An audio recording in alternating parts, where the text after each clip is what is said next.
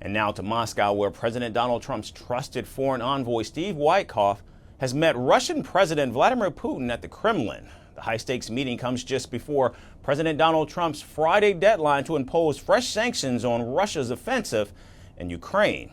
The environment in Moscow will be far different than the last time Witkoff sat down with Putin in April, with President Trump's frustration towards his Russian counterpart mounting in recent months. And since Witkoff's last meeting with Putin, Russia has continued its assault on Ukrainian cities and increased the use of drones and missile strikes, including on the capital of Kyiv. President Trump, once open to diplomatic possibilities with Moscow, has now grown increasingly skeptical and frustrated, describing Russia's recent air attacks as disgusting and accusing Putin of offering empty promises. The day before Witkoff's visit, Trump confirmed he would withhold any decision on new sanctions until after Witkoff's meeting in Russia conclude. We'll see what happens. Yep. You know, they have a meeting tomorrow. We have a meeting with Russia tomorrow. We're going to see what happens. We'll make that determination at that time. Now, on the same day, President Trump also spoke to Ukrainian President Volodymyr Zelensky, and the Ukrainian president stated that potential sanctions by the U.S. could significantly impact Russia's economy and confirmed they discussed expanding military support for Ukraine, a plan greenlit by President Trump last month and funded by NATO allies. After Witkoff's arrival in Moscow, Zelensky urged U.S. pressure on Russia, adding that it's important to strengthen all levers in the arsenal of the U.S., Europe, and the G7 so that a ceasefire does come into effect.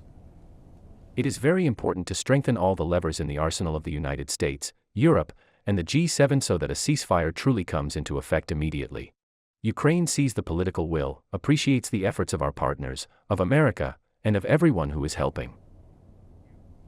Putin, meanwhile, has shown no signs of softening his position as he continues to demand control over 4 Ukrainian regions and insists that Kyiv must limit the size of its military and drop its NATO ambitions. But President Trump is not ready to back down. He recently ordered the repositioning of 2 U.S. nuclear submarines, citing the need to be prepared following a fiery debate with former Russian President Dmitry Medvedev. Now, he didn't specify where these submarines will be positioned, only indicating that they will be placed closer to Russia. And though Trump remains firm on his position, he's also cast doubt if any new sanctions will prove effective after Moscow found ways to skirt Western measures already applied since the war began. There'll be sanctions, but they seem to be pretty good at avoiding sanctions.